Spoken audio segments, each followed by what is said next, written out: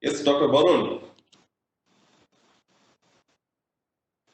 I'm sorry, I'm driving, so the focus is a little bit lost. So please continue. Yeah.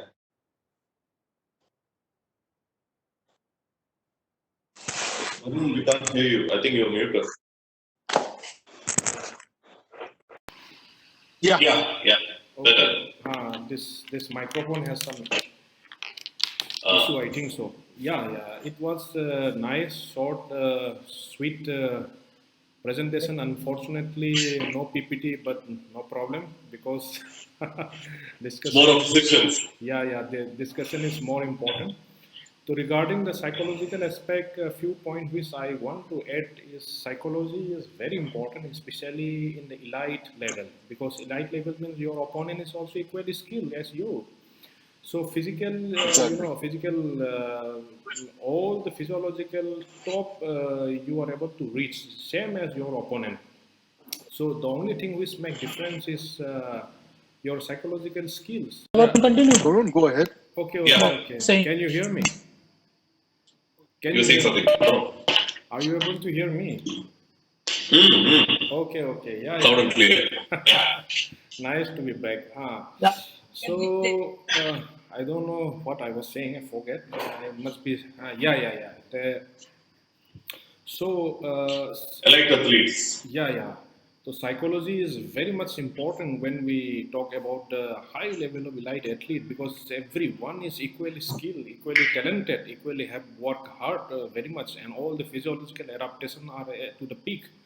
So psychology is the only one which is important. So why psychology is important? Because ultimately your psychology, the mind and everything is comes from the higher part of the brain, our higher part, the higher process system. And this higher system, because information we are collecting from all the senses, they are very much there in a different part of the brain. And this association, I mean, what I am talking about is more toward the physiological basis. Why psychological has, why this much importance is given to psychology and now this different part of the brain ultimately affect your motor cortex, so your motor cortex and also your sensitivity of your different sensory cortex to all the sensory modalities.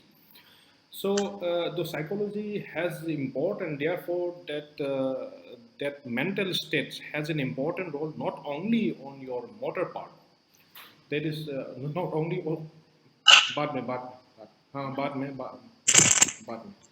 बाद में मैं बात कर रहा हूँ बाद में आप आना ठीक है then now this is important because the important is this psychological that it affect the motor part, that is the descending part. So if you are very much tense, then what will happen is all your muscular skeletal system will be very tense. That means your motor muscle tone may increase, you may have tremors, and this fine tremor, even if you have fine tremors, then it will be problem when you are handling in your sports, when that fine motor skill is required. So that is also there. Another one is if you're are too much tense. Yeah, Barun. Yeah. Barun. Yeah, so this is an excellent point. Because I personally have experienced this. In the middle of the game, suddenly somebody gets tensed. Yeah. As a coach, how can you help them? Because you obviously, say for example, you take a tennis, first set is played and comprehensively won. Suddenly something has happened, and in second set, his performance, everything, or in the decider, his performance is going down. Yeah. So you very obviously say, quality-wise, as a coach, you can say that he's tensed. So, is there any critical tip which you can give, which will help him relax? Absolutely. You have to understand what is the basis for that. The basis is mental strength. All your sympathetic nervous system has been heightened, so much heightened that everything is you are taking. So your ultimate aim is to calm yourself, and calm yourself in the sense that it will calm your sympathetic nervous system also, because your fight and flight reaction has been activated your body. And for that, the most important tip is breathing exercise. One is breathing exercise, that is diaphragmatic breathing exercise, deep diaphragmatic breathing exercise. Number one Yeah. point. What is the basis, Yeah. scientific basis of deep breathing exercise? Then you must be knowing if you regularly do deep breathing exercise, then your heart rate, everything will be reduced, and you will be able to understand what is happening because critically analyzing the situation is more important. And another one from deep breathing exercise is like Dr. Khiangte has focused, that is positive self-talk. Sometimes, your body your mind doesn't does need some assurance that you will be able to do it. Because sometimes what we are very much afraid of the opponent or all the crowd and everyone. So in that point, you can do Yeah. self positive talk. You have to talk, with yourself that I can do it, and you have to take a few moment of deep diaphragmatic breathing exercise, and also you can do mental imagery as he has pointed out.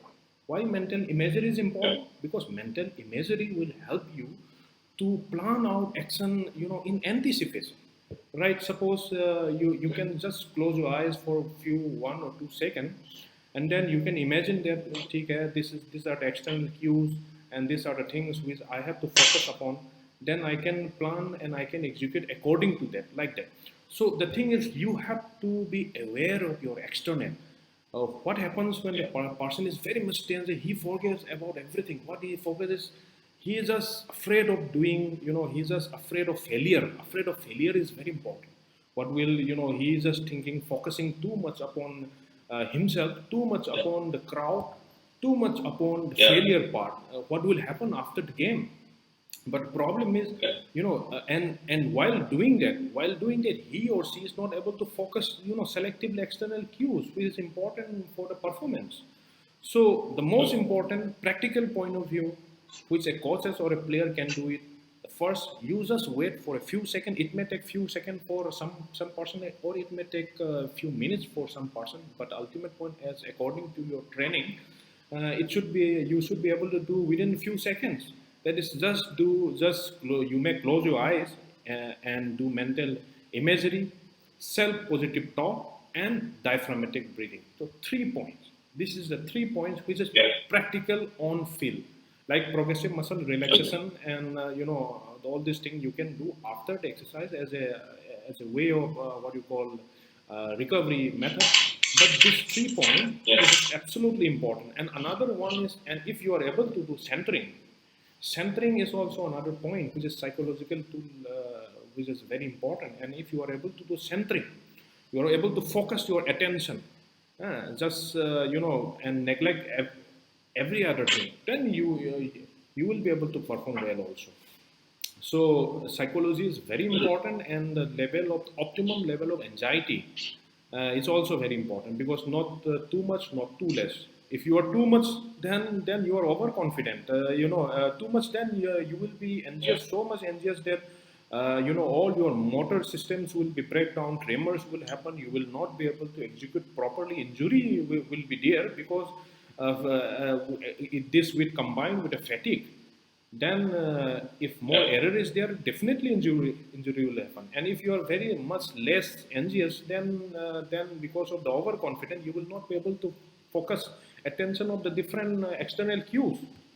So definitely your performance will decrease. So the important is you have to stick to that particular point where your performance optimum should be there. And for this, you need to incorporate these psychological tools, especially during your training session.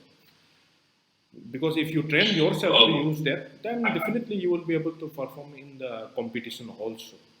So this is important. yeah. So, Dr. Babu, just need to add few points. Yeah, yeah, Look, in individual sport, especially, the coach himself is 90 percentage sports psychologist. yeah, Okay, he absolutely, himself knows his athlete absolutely. pretty well. So, as a external sports science expert, how can you add value to him? So, suppose on top of that, the team still wants an external sports psychologist.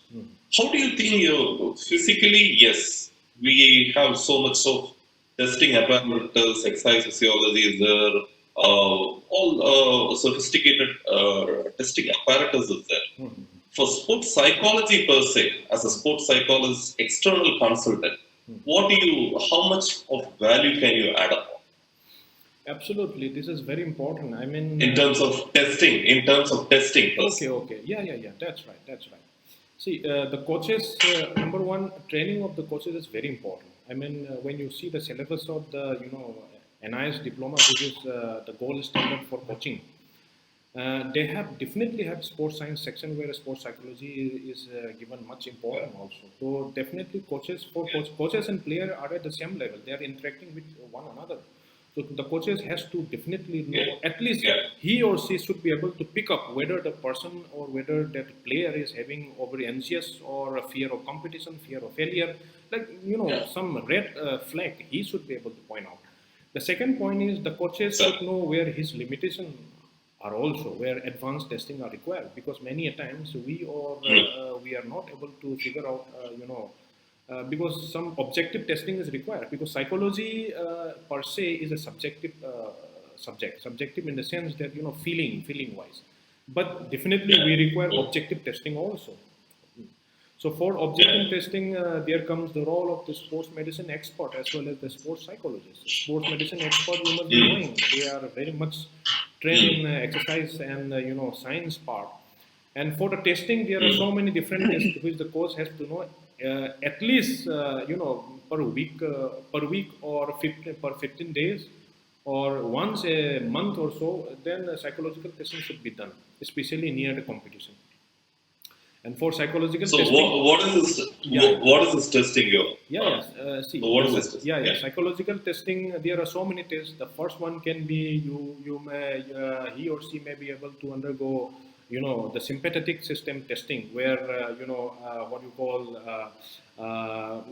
skin this thing. It based upon the reactants present in the skins. Where suppose we all know that the conductivity of the current depends upon your sweat level. Hmm. So, and your sweat will increase when you are too much anxious. Too much sympathetic system is there. So, based Okay. upon this test, certain tests are applied in sports psychology part, where the reactants or the conductance of the skin, depending upon the skin, he or she may be able to understand your baseline level of sympathetic tone, because the more anxious, the more Okay. sympathetic tone you will be have. Number two, the tools which psychology is used is reaction time. Reaction time. Reaction time is very simple. It's and anyone can use it. And the most important point of the reaction time, it's involved the mental part. There are two things: reaction and reflex. Reflex is basically the motor memory part or your training part, which you do without thinking. But for reaction, in order to react to a particular situation, you have to think, because the sensation has Yeah. to be carried by your sensory modality to the head. Then your CNS will process everything. Then according to it, then your motor system will react. So what is important is the CNS part is involved in the reaction time. So reaction time testing is very important. Reaction time can be tested, visual reaction time and auditory reaction time, and also different whole body reaction time is there. So these are the tools for psychology. Another number 3 point which that used for psychology is based upon the heart rate, based upon some physiological heart rate like HRV, heart rate variability. It's basically used to in order to see the sympathetic and a parasympathetic, tone. It's very simple. Only you have to measure the heart rate. That's all. Number 5 point, some of the psychologists they use it's the what you call uh, the higher function testing.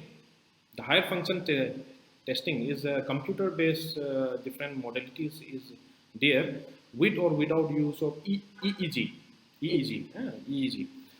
Sometimes that there some advancement is there where EEG-based training can also be given. Suppose there are so many different type of the EEG. I'm not going too much technical, I hope so, but alpha wave, beta wave, so many waves are there which is present in your brain. So beta wave is the one which is present when you are doing too much concentration, too much NGS, too much concentration. Then alpha wave is normally is there when you are relaxed in a relaxed mood. So based upon this principle, alpha training has been there. That is, you apply your EEG, then some intervention will be given like yoga or progressive muscle relaxation or centering or self imagery, and depending upon what type of the wave you are getting, you can give feedback to the players that ठीक है तो your this wave is going toward alpha, that means you are more toward relaxing, and that particular training we can subsequently individualize. So this is known as biofeedback. So biofeedback is an important part for the psychological training. So basic 3-4 training. Number one, Number one is the sympathetic training and all the anxiety level training based upon your skin conductance and HRV and all these things. Number two, reaction time. Reaction time is definitely very important, and depending upon a reaction time, many programs can be done. Number three is the higher mental functional training with or without use of the EEG. So these are the basic point for psychology, for testing point. There are more advanced point, but these are the basic things which we as a, in our setup, we can easily incorporate. So I hope, Perfect. yeah, Um, yeah, please, Dr. please. Barun, Yeah, please, yeah. I do have, I mean, it's not a question exactly, but then it's just, I would say, a little bit of a deviation, rather, should I say. Yeah, absolutely. Please. See, we've come across that in Netherlands, Hmm. some elite athletes and players undergoing tremendous stress in the field of play. When they come back, they have a system of relaxation, or so to say, wherein I do not exactly know how, but they undergo a certain dose of this marijuana. They say which marijuana grass, which helps them relax, definitely. But again, coming to this reaction and reflexes, because marijuana is definitely going to kill the CNS, right? Obviously. So I mean, so the reflexes and the reactions they're going to be diminished. But I mean, com- scientifically speaking, Yeah, of course, there are millions and millions of accents and dendrites. Yeah. But then, so these are the things again. I think in India we cannot advise them.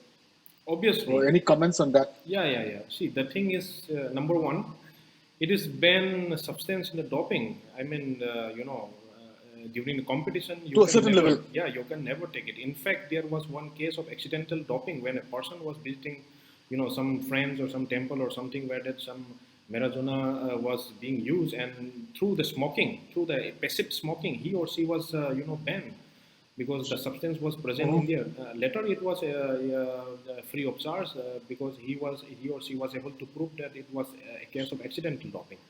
But the thing is, some people do realize, some people do, go into certain session, certain band session. But the thing is, but the safest part is we should avoid all these things, especially for our players and coaches. We should never go because I have seen myself also during my competition when I was playing at the state level. There are many friends of mine who just take smoking just before the fight bout or some nicotine that what you call that chewing gum comes now. So they just do it. It's just like a caffeine. Yeah. So and sometimes they also win. The thing is, it may be purely coincidence also. So the thing is, to the best of our, the free sports, free and free sports is important. So we should avoid all the, banned substance. Instead, we should focus more upon the scientifically stuff which is not banned by the WADA. So the most important is, which you already have highlighted, that is centering, self-positive talk, progressive muscle relaxation, and Yeah, again, optimum level of the anxiety. And yeah. So I and think, again, yeah, ultimately, that will come down to again, that will definitely come down to that what we have talked earlier: absolutely, eating disorder and absolutely. substance abuse disorder. Yes, substance abuse. So substance abuse, and one more thing. Yeah, please. Okay. Yeah. So one more thing which I want to add is psychology is not only important for the optimum sports performance, it is also important for injury prevention and rehabilitation. The coaches should be able to know this. I mean, see, Yeah. yeah, for rehabilitation, you must be knowing maximum players which undergo, this ACL reconstruction, they are not able to play just because of fear of movement. That is known as the kinesophobia. Kinesophobia is a major issue because of fear. Because of Yeah, fear, it's they are not able to return to the very play. common. Very common. Yeah. This is one of the major hindrance, kinesophobia. This is a scientific term. So we have to know as a coaches, because coaches are the one who is directly interact with the player, as well as the sports medicine doctor. They should be knowing that there may be psychological factor behind that, and the Yeah. psychological rehabilitation is extremely important. So you have to take care of the psychological factor. I think let me PPT is there or not? I don't know my PPT here. Are you able to see this one? Yes. Okay, this is the PPT which I this thing. This is simple. It's from the Karim Khan. This is what I was talking about. See, sports has to be enjoyment. I mean, sports spirit should be there. It's competition. It's absolutely right, and the competition, and winning or losing make a big difference in the player's life. But the thing is, still, it is a sports. You should enjoy it. So the performance and the level of the arousal, which I have already focused, it is a inverted U setback. Inverted U in the sense that if you are having too low, then what will happen? Inappropriate recognition of response to the external cues means the player is too much overconfident. If he is overconfident, then he will, be too much not focus on all the important things, which will definitely decrease your performance as well as injury level. But what will happen if their arousal level is too much high? Muscle tension will increase, the concentration and everything will be there. So absolutely there will be a very high chance of the injury.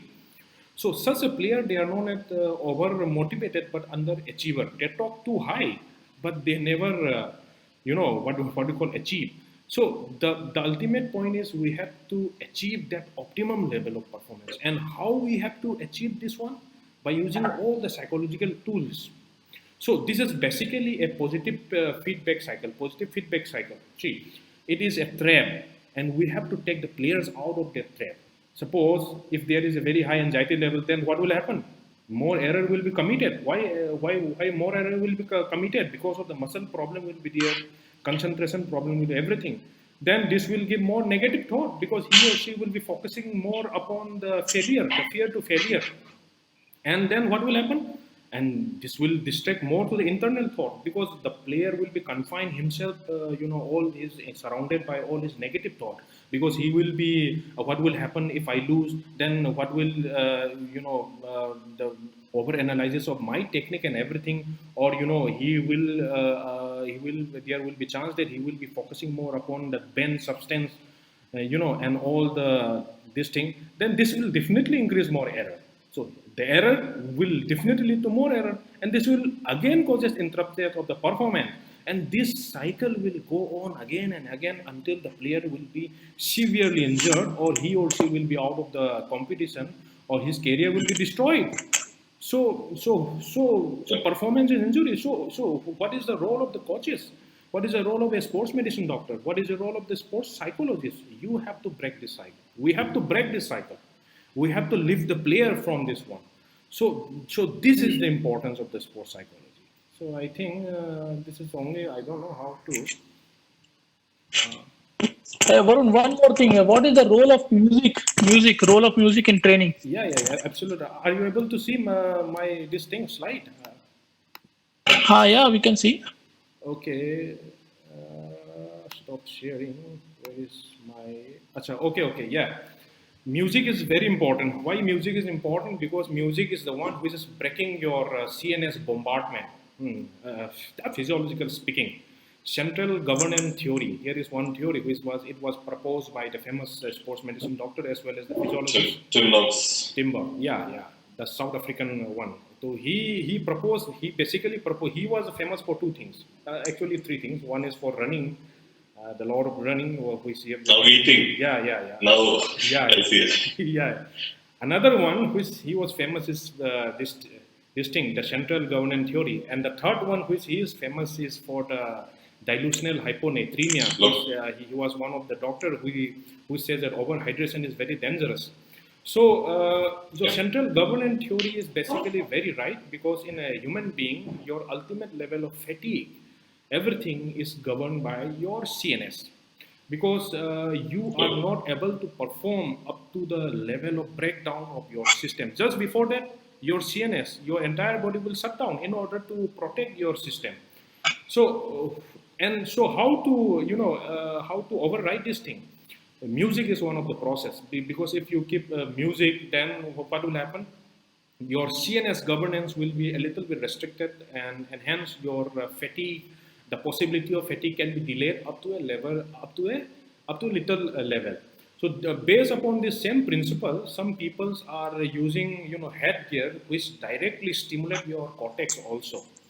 During warm up. Yeah. Cortex, just like this thing. It is that is known Yeah, as players do that during warm up also. Yeah, absolutely. That is Sir. known as transcortical or direct stimulation, or direct current stimulation. So this all this principle are based upon this only. So the thing, and also there is the case of the mental fatigue, not physical fatigue, mental fatigue. Some people, some players may have this mental breakdown, which leads to the mental fatigue.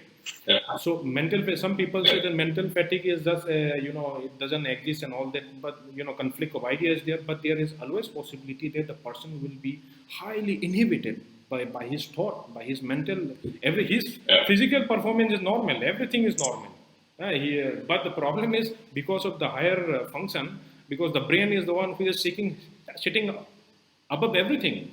So mental fatigue is there. So certain biochemical, that's why branch chain, you must be knowing why BCCA, branch chain amino acid, they are being used to reduce this mental fatigue and, all these things. So ultimately, music is very important.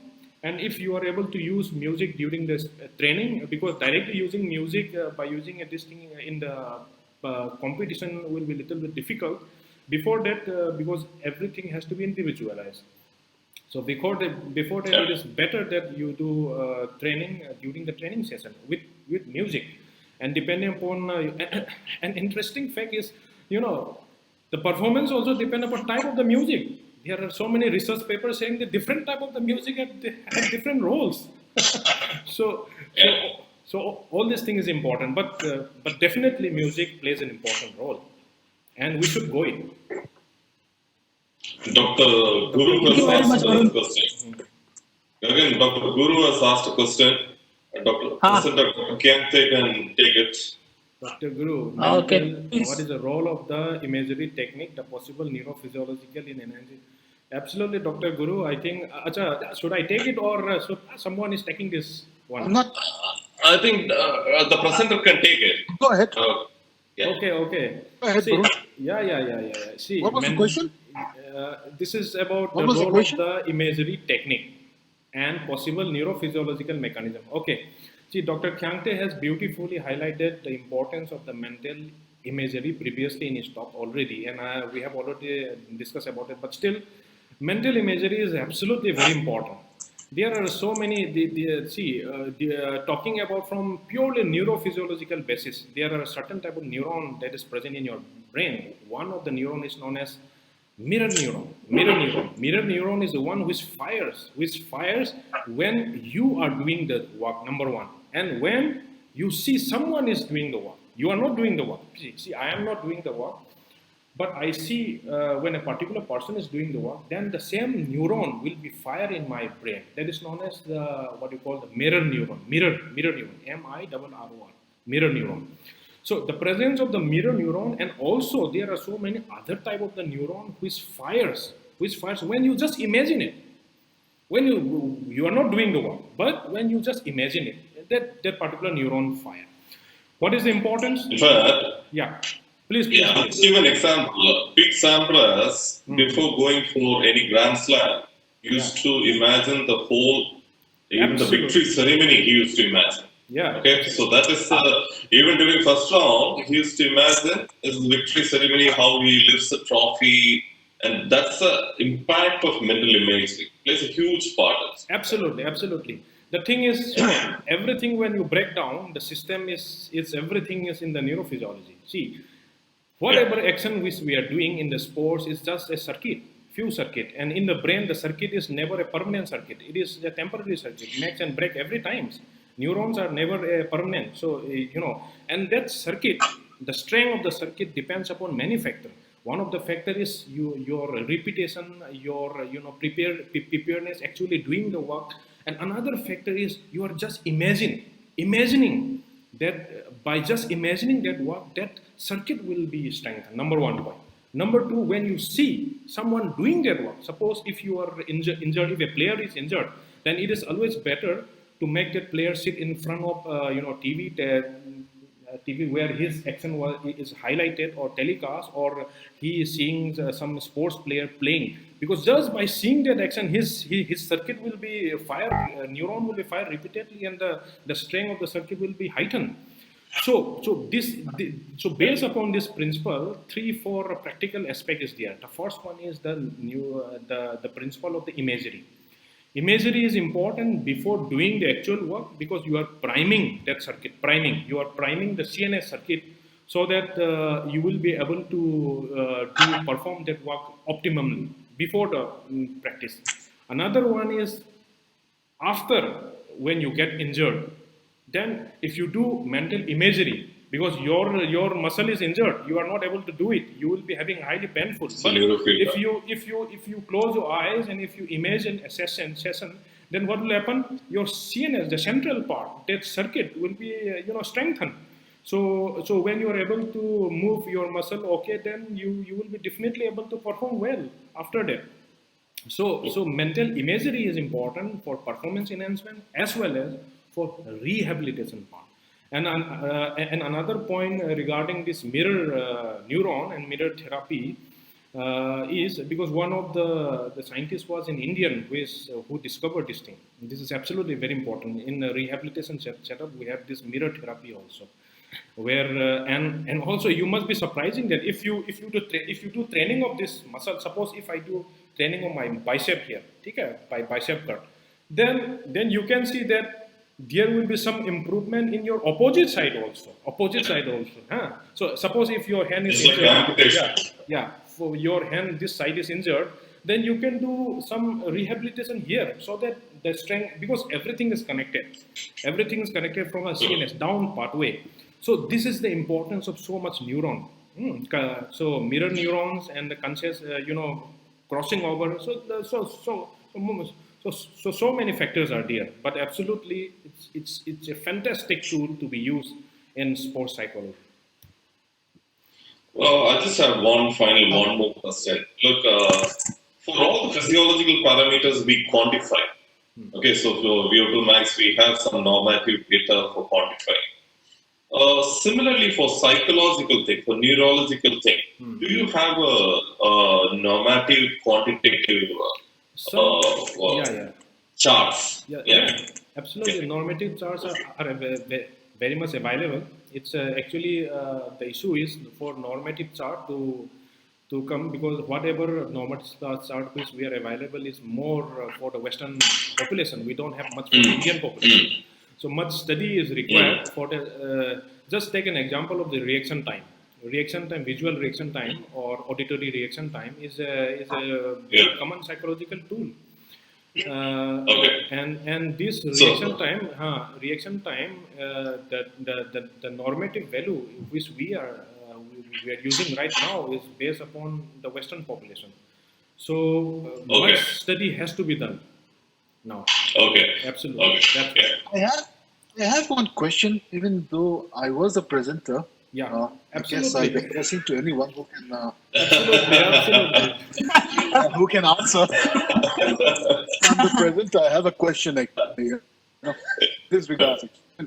Most I look welcome, after man. a hell lot. Yeah. See, it's not in a book or anything, but this is what I've come across in our day-to-day practice and seeing athletes of old generation, new generation, young and old. See, as the world has become more developed, uh, do you think we tend to have more what do you call lesser strength of psychological being as a human being Oh, in this that's world? debatable. That's highly subjective. If you say, for example, see the history of tennis. I don't think you have Nadal and Djokovic's mental ability throughout the history. If you just track down, so performance really can't be quantified with a single factor. Even psychology cannot be put in. So Absolutely, absolutely. many things when it Multifactorial. comes to performance. Mhm. That's why the science of performance alone, you have two things. One is art, one is science. Okay, so science alone cannot create a perfect athlete. There is no perfect athlete first, but you cannot even create champions. There's always one exception. One Dhoni will come. One exception. Well, there is no system. Nothing is there. But pure Yeah, art alone, technique alone, skill alone can come. Not in a lot of other sport like athletics and quantifiables. I'm talking about skill based. When there is skill based sport, there are so many factors, so many variables which are in play that you cannot pinpoint even the evolutionary thing. Okay, so you can't exactly compare you can't say that the evolution has taken care of the performance. So, what is your view, Baru? Yeah, definitely, absolutely. I do agree on that. Absolutely. What I'm saying, like, yes, Nadal, Djokovic, all these people, Mm, mm, class, definitely. mm, But mm, what we're dealing here, I mean, like, let's say the novices, or mm, mm, in today's world, so much of education, you get to learn, you get to Google so much. mm. Mentally, as a whole, in general, sometimes I feel like little knowledge is dangerous knowledge. Mm. So sometimes it makes them weaker because it's like the first year syndrome in MBBS we have. We learn a little bit and we think that's the disease. Something like that. That's what I wanted to put in line, actually. Okay, okay. Absolutely, absolutely. That's right. So it's very difficult, to pin out which one is the major dominant factor. It's a collective effort. So it depends upon the effort from the player itself, from the coaches, from the sports medicine doctor, from the sports science, backup. Everything is there, So, and yeah, this is an interesting thing, and so that's why when you talk about a system of success, okay. So unfortunately, I have to come back to in badminton. If you see Chinese, unfortunately, this phobia term now, China. But unfortunately, in badminton, they have been the superpowers and powerhouse. Okay, so the success story lies they are able to produce players as a factory. Well, in absolutely. That's right. one player coming one off, two off. Okay, so the success of a system will always be quantified. Okay, so in India you have success stories in spite of the system, not because of the system. So that is where the sports science has to support the performance. So we have to create a system where, despite some deficiency, the sports science will be able to produce a continuous quantifiable number in terms of performance. Okay, so there is 100 players in academy, you cannot produce 100 champions. Obviously, But that's if you're at absolutely. least able to produce some 20%, 30%, that will be a great success. Okay, so that is where sports science come into play. That's right. Maybe if you compare, like likewise, yes. Again, I beg to differ because the system of how we are taught and educated is very different from China and India because there it's like the communist regime. They have been, Yeah, bred from, age 5 for that specific tournament. They don't get to choose. The system chooses them. In that way, same way East Germany. Yeah, true. I'm not saying theirs is the perfect system. I'm saying the success is Yes, much more definitely. quantifiably higher. Even if you take Olympics or anything, the success story of Russia, US, and China definitely has a quantifiable superiority when it comes to the other countries, especially a population-wise country like India. Okay, so that is where a lot of things needs to be done. We can't keep on saying that 28 we'll prepare for Olympics for 2028 and keep sitting here and so we'll have to definitely work on a system. Without system, there's definitely you won't be able to produce that quantifiable success stories. And absolutely. that is where success, sports science comes. Now we have 24. And again, we'll say after the Olympic gets over, we'll say, okay, working towards 28. Okay, we keep on. Yeah, it will keep on changing. But the crux is, we cannot only depend upon talent. We have to depend upon sports science also and the sports medicine doctor also. Exactly.